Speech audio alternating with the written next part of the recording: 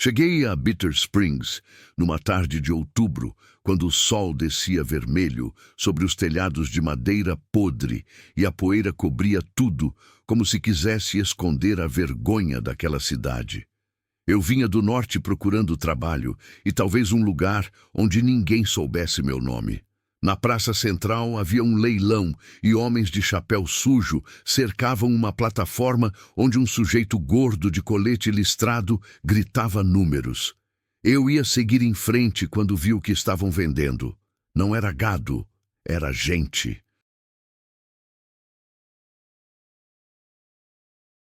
Uma mulher Apache estava ali em pé, com as mãos amarradas na frente do corpo, o vestido rasgado na altura do ombro, os cabelos negros caindo sobre o rosto. Ela não chorava, não implorava. Só olhava para o horizonte como se já tivesse morrido por dentro. O leiloeiro gritava que ela era boa para a cozinha e para a roça, que obedecia sem reclamar, que tinha sido domada por um coronel do Fort Davis. Os homens riam. Um deles cuspiu no chão e disse que pagaria $5 se ela viesse com os dentes todos.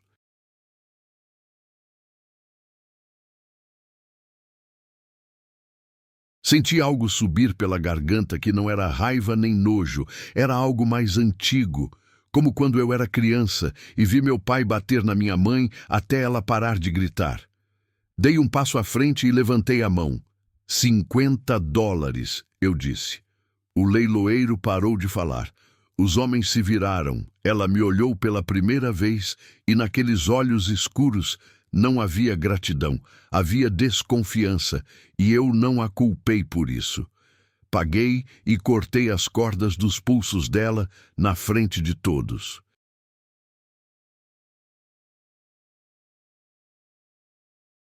Ela esfregou a pele marcada sem dizer nada. Perguntei se tinha algum lugar para ir e ela apontou para o oeste, para o nada. Eu disse que tinha uma cabana a 3 milhas dali, que não era grande coisa, mas tinha teto e lareira. Ela olhou para mim como quem avalia se um animal é perigoso ou não. Então assentiu uma vez só e começou a andar na minha frente. Não trocamos uma palavra no caminho. O vento soprava entre os arbustos secos e o céu ficava cada vez mais escuro.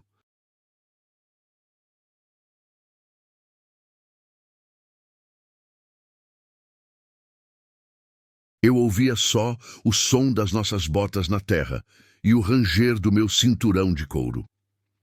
Quando chegamos, eu acendi o fogo e coloquei água para ferver. Ela sentou num canto da sala, com as costas contra a parede e os joelhos dobrados, sempre de olho na porta. Peguei um cobertor velho e deixei perto dela. Depois fui para a varanda e fumei um cigarro inteiro enquanto a noite caía. Eu não sabia o que tinha feito, só sabia que não podia ter deixado aquilo acontecer.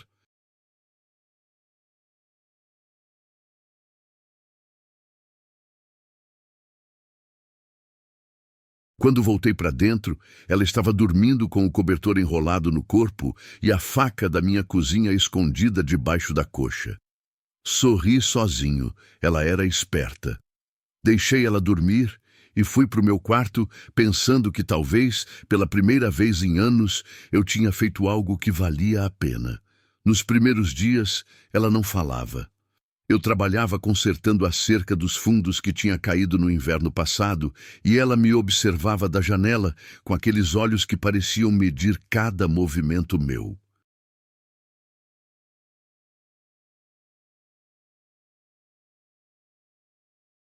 Às vezes, eu a via catar lenha ou lavar roupa no rio, sempre em silêncio, sempre alerta como um animal selvagem que ainda não confia no tratador.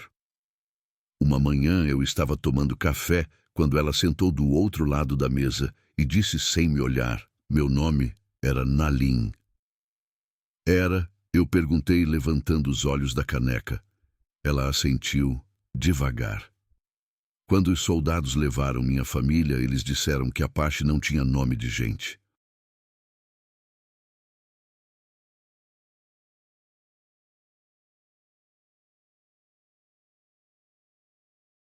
Me chamaram de Maria porque era mais fácil de pronunciar e porque queriam apagar quem eu era.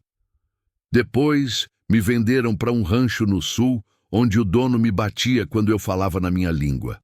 Lá me chamavam de Índia suja, de pagã, de demônio. Então parei de responder a qualquer nome. Parei de ser qualquer coisa. Ela falava devagar como quem conta uma história que já ouviu tantas vezes que perdeu o peso, mas eu via suas mãos tremerem segurando a xícara vazia.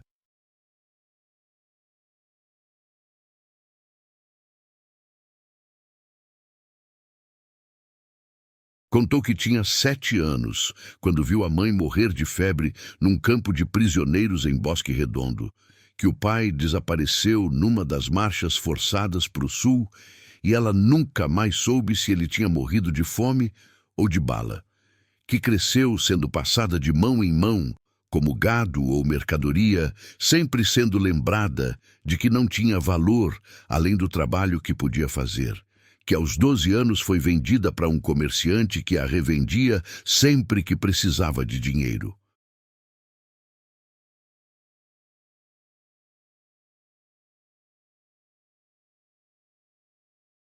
Que aprendeu a não sentir, porque sentir era pior que morrer, porque cada vez que ela se permitia ter esperança, alguém arrancava aquilo dela com violência.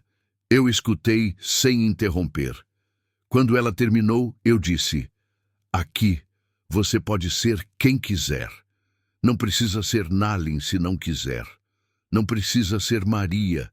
Não precisa ser nada além do que você escolher. Ela me olhou com algo que quase parecia esperança, mas ainda não era. Como se esperança fosse um luxo que ela não podia se dar.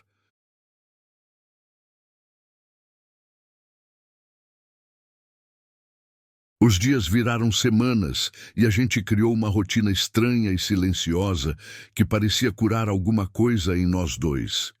Eu plantava batata e milho na terra dura. Ela cuidava da horta e fazia pão, usando a receita que a mãe tinha ensinado antes de morrer.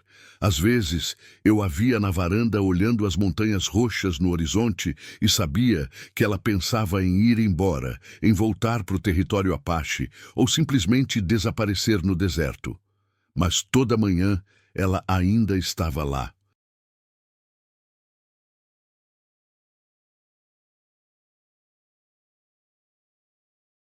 Uma tarde eu trouxe madeira nova da serraria e perguntei se ela queria construir um quarto próprio com uma porta que trancava por dentro. Ela parou de remendar a camisa que tinha na mão e me olhou com aquela expressão de quem não acredita que algo bom pode ser real.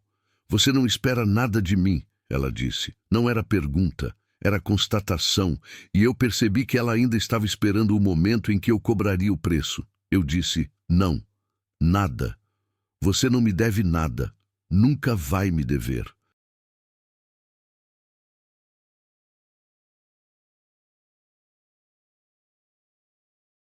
Ela ficou quieta por um tempo longo, olhando para as próprias mãos, e depois assentiu. A gente passou 2 semanas erguendo uma parede de tábuas e colocando uma porta com dobradiças novas. Eu ensinei ela a usar o martelo e a nivelar a madeira. Ela aprendeu rápido e trabalhava com uma determinação feroz, como se cada prego que ela martelava fosse uma pequena vitória contra tudo que tinha tentado destruí-la. Quando terminamos, ela entrou no quarto novo e fechou a porta devagar.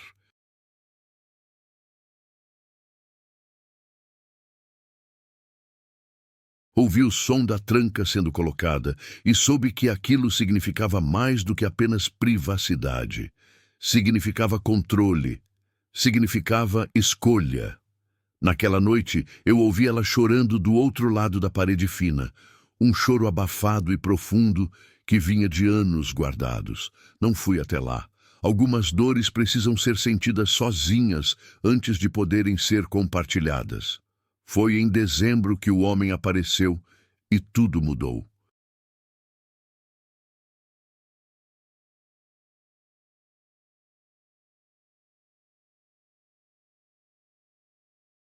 Ele chegou a cavalo com mais 3 sujeitos armados e bateu na porta com a coronha do rifle, fazendo um barulho que ecoou pela casa inteira. Eu abri e reconheci o leiloeiro de Bitter Springs com seu colete sujo e seu sorriso de quem acha que o mundo lhe deve alguma coisa. Ele disse que tinha vindo buscar o que era dele, que eu não podia comprar gente, porque gente não se compra, e aquilo tinha sido um erro.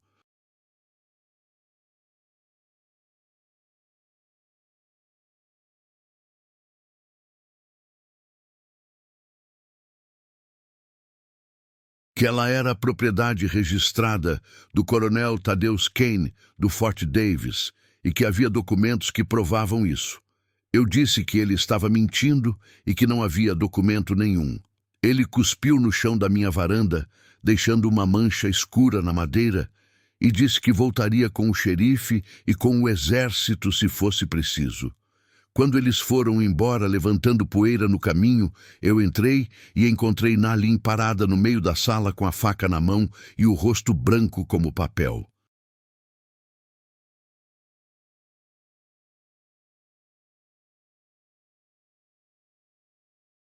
Ela disse com a voz quebrando: "Eu vou embora agora. Você não precisa de problema por minha causa. Você já fez demais e eu não quero que você morra por mim." Eu disse: "Você não vai a lugar nenhum e ninguém vai morrer."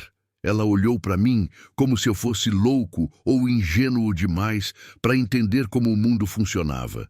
"Eles vão me levar", ela disse. "Sempre levam." Eu disse: "Não dessa vez. A gente vai até a cidade amanhã e resolve isso na frente de todo mundo, na luz do dia. Com testemunhas." Ela balançou a cabeça. "Isso não vai mudar nada. Para eles eu não sou gente, sou coisa." Eu segurei os ombros dela e disse olhando direto nos olhos: "Para mim, você é gente. E amanhã todo mundo vai saber disso." Naquela noite nenhum de nós dormiu direito. Eu ouvia ela andando no quarto e sabia que ela estava pensando em fugir. De madrugada eu levantei e fiz café. E quando o sol começou a nascer, ela saiu do quarto vestida com a roupa mais limpa que tinha. A gente tomou café em silêncio e depois montamos nos cavalos.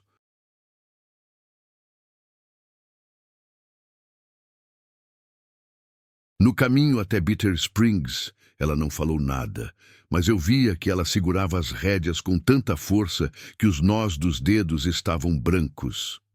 Quando chegamos na cidade, o sol já estava alto e havia gente na rua. O leiloeiro estava lá na frente do salão com os capangas e um sorriso satisfeito. O xerife também estava lá, um homem velho de bigode grisalho que parecia cansado de tudo. A gente parou na frente do cartório e desceu. Nalin estava tremendo, mas mantinha a cabeça erguida e os ombros para trás.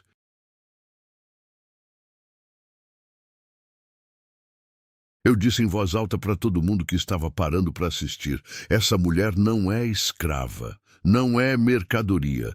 Eu paguei pelo que vocês chamavam de dívida e agora ela é livre para escolher o próprio caminho."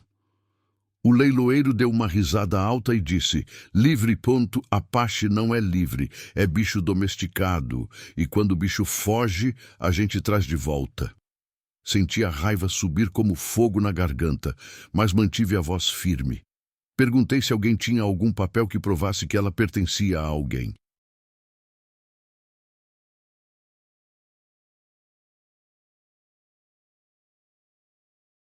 "Algum documento legal, alguma escritura." O leiloeiro hesitou e disse que o coronel Kane tinha os papéis. "Então chama o coronel Kane aqui", eu disse. "Vamos ver esses papéis." O xerife coçou a barba e disse que o coronel Kane tinha morrido 3 meses atrás de pneumonia, que não havia herdeiros, que a propriedade tinha sido leiloada. Eu olhei para o leiloeiro e disse: "Então não tem dono, não tem papel, não tem nada que diga que essa mulher pertence a alguém."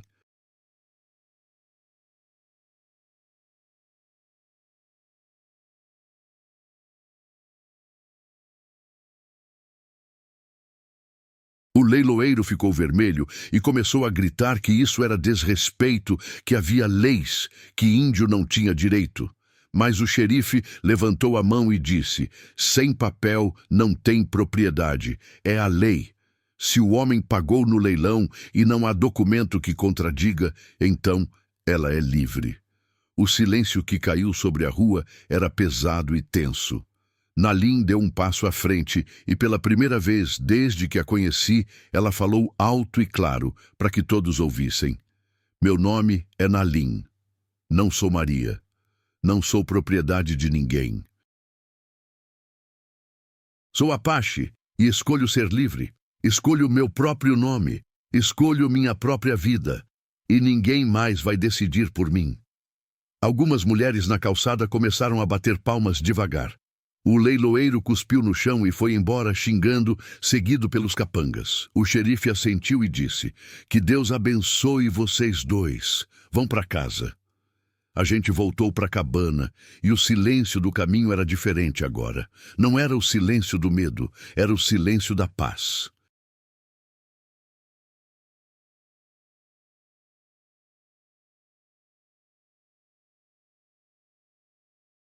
Quando chegamos, Nalin desceu do cavalo e ficou parada olhando a casa, a horta, as montanhas. Ela disse: pela primeira vez na vida, eu tenho um lugar que é meu.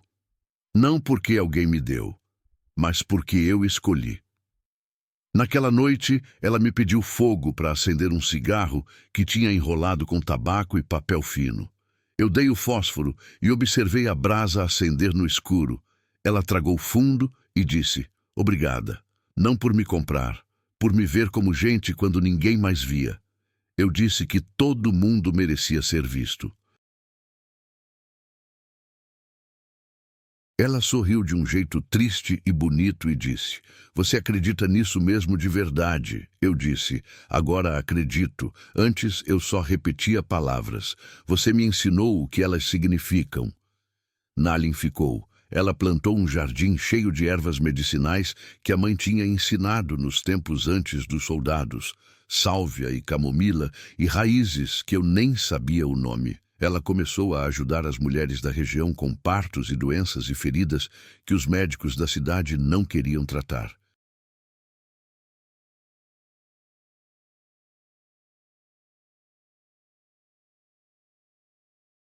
Aos poucos, as pessoas pararam de olhar para ela com medo e desconfiança e começaram a olhar com respeito e gratidão. Crianças vinham pedir para ela contar histórias sobre as montanhas sagradas. Homens vinham pedir conselho sobre plantio. Ela nunca esqueceu de onde veio, mas também nunca mais deixou que o passado definisse quem ela era no presente. Uma primavera, ela plantou uma cerejeira no quintal na frente da casa.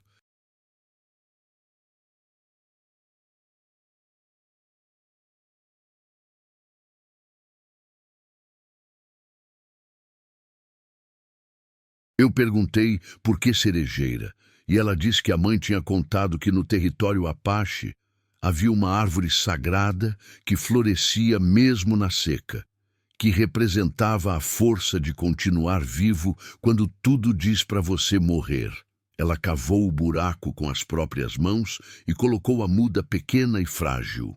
Regou com água do rio e disse: essa árvore vai crescer livre, como eu.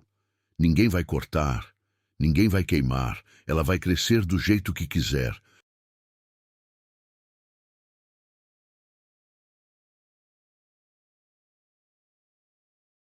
Eu fiquei olhando ela alisar a terra ao redor da muda com tanta delicadeza que parecia uma oração. Os anos passaram e a árvore cresceu. Nalin também. Ela abriu uma pequena escola para ensinar as crianças Apache e mexicanas que não eram aceitas na escola da cidade.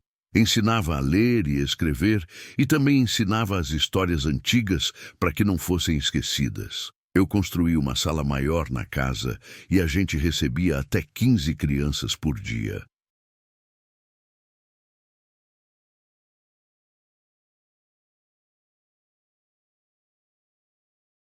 Algumas vinham de longe, caminhando horas, só para sentar no chão de terra e aprender. Nalim dizia que conhecimento era a única coisa que ninguém podia roubar. Que uma pessoa educada era uma pessoa livre porque podia pensar por si mesma. Um dia, uma menina pequena chegou chorando porque o pai tinha morrido e a mãe não sabia como pagar o aluguel da terra. Nalim pegou a menina no colo e disse: "Você vai ficar aqui o tempo que precisar. Ninguém vai tirar você daqui." A menina ficou.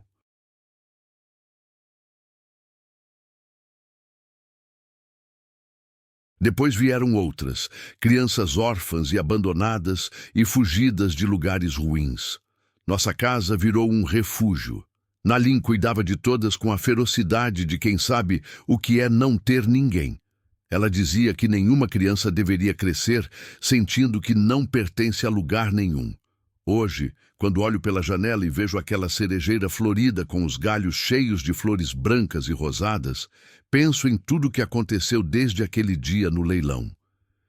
Penso que a liberdade não é um lugar no mapa.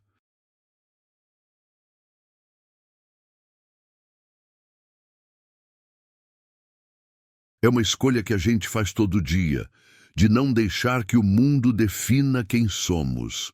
Nalim me ensinou que fé não é acreditar em Deus, ou em céu, ou em justiça divina. É acreditar que todo ser humano carrega dentro de si uma centelha de dignidade que nenhum leilão, nenhuma corrente, nenhum ódio pode apagar completamente. Que mesmo quando o mundo inteiro diz que você não vale nada, você pode escolher acreditar diferente.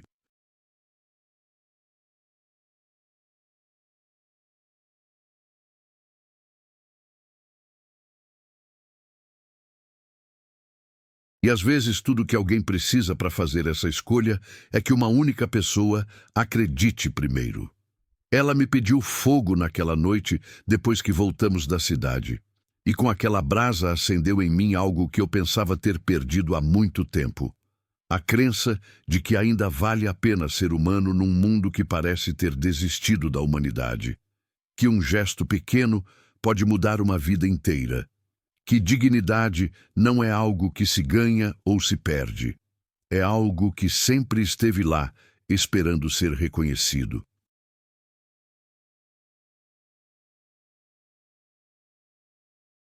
Nalim não precisava ser salva, ela só precisava de espaço para salvar a si mesma, e no processo acabou salvando a mim também. Às vezes, acordo de madrugada e vou até a varanda fumar olhando as estrelas e penso em como seria a minha vida se eu tivesse seguido em frente naquele dia. Se eu tivesse apenas atravessado a praça sem olhar para trás. Se eu tivesse sido mais um homem que viu injustiça e fingiu que não viu porque era mais fácil assim, eu teria encontrado trabalho em algum lugar.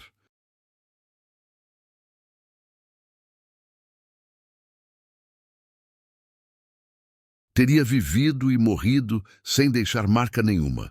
Seria só mais um nome esquecido num cemitério poeirento. Mas eu parei, e aquela pausa mudou tudo. Nalin costuma dizer que a gente não escolhe os momentos que definem quem somos. Eles chegam sem avisar e a gente só pode escolher como responder. Ela diz isso para as crianças quando elas perguntam por que o mundo é tão cruel às vezes. Diz que crueldade existe, mas bondade também, e que cada pessoa decide qual das duas vai alimentar.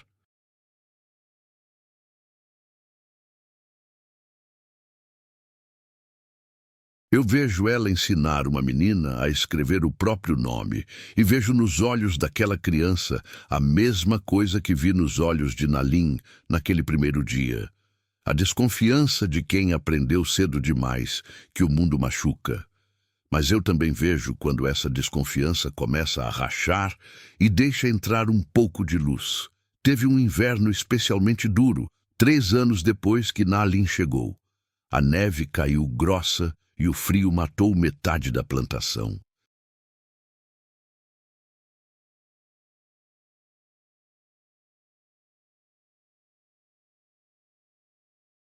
Tínhamos 8 crianças morando com a gente naquela época e a comida estava acabando.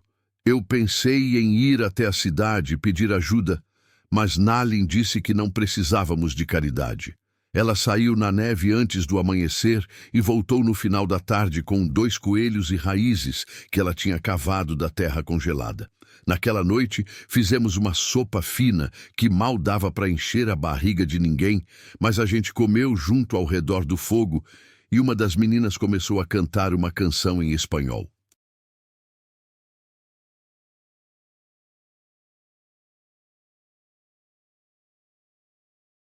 As outras foram acompanhando, e logo a casa inteira estava cantando. Nalin me olhou do outro lado da sala e sorriu. Naquele momento eu entendi que riqueza não tem nada a ver com dinheiro. Na primavera seguinte, um homem rico de El Paso veio nos visitar. Tinha ouvido falar da escola e queria fazer uma doação. Ofereceu dinheiro suficiente para construir um prédio de verdade com carteiras e quadro negro e livros novos. Nalin agradeceu, mas disse que não podia aceitar.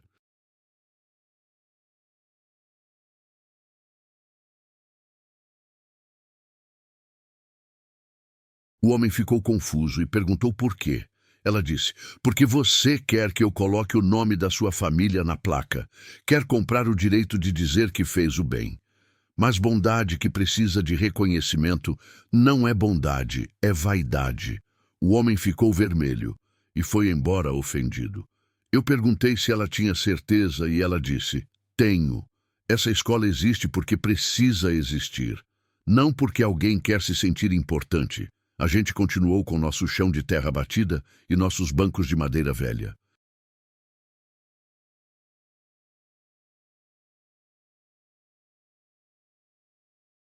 E as crianças continuaram aprendendo.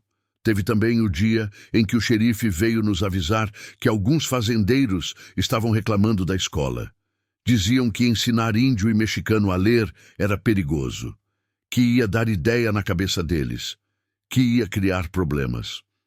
O xerife disse que não concordava com eles, mas que tinha que manter a paz. Nalin ouviu tudo em silêncio e depois disse, diga para os fazendeiros que eles têm razão. Ensinar uma pessoa a ler é perigoso.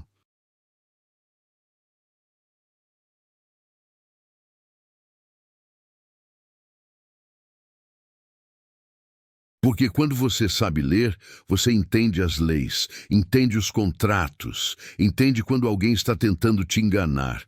E aí fica muito mais difícil manter essa pessoa no lugar que você acha que ela deve ficar.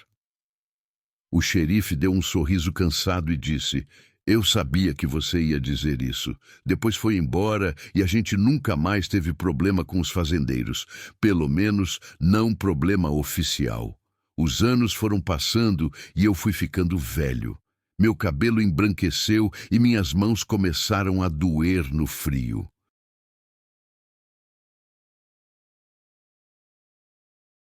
Nalin também tinha fios de prata nos cabelos negros, mas seus olhos continuavam jovens, cheios de fogo, cheios de propósito. As crianças que ela tinha ensinado cresceram, e algumas voltaram para ajudar. Uma virou professora em Santa Fé, outra abriu uma loja em Tucson, outra virou parteira como Nalin. Elas voltavam para visitar e trazer notícias, e cada uma delas era a prova viva de que dignidade se multiplica quando é dada livremente.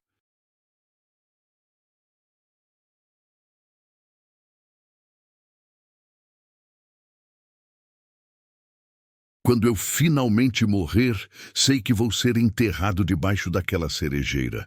Nalin já disse que vai ser lá, que quer que suas cinzas alimentem a árvore que ela plantou naquele dia, quando escolheu ser livre. E eu acho bonito que depois de tudo a gente vai voltar para a terra juntos. 2 estranhos que se encontraram num leilão de vergonha e construíram algo que o tempo não vai apagar. Porque, no fim das contas, a história não é sobre mim, nunca foi.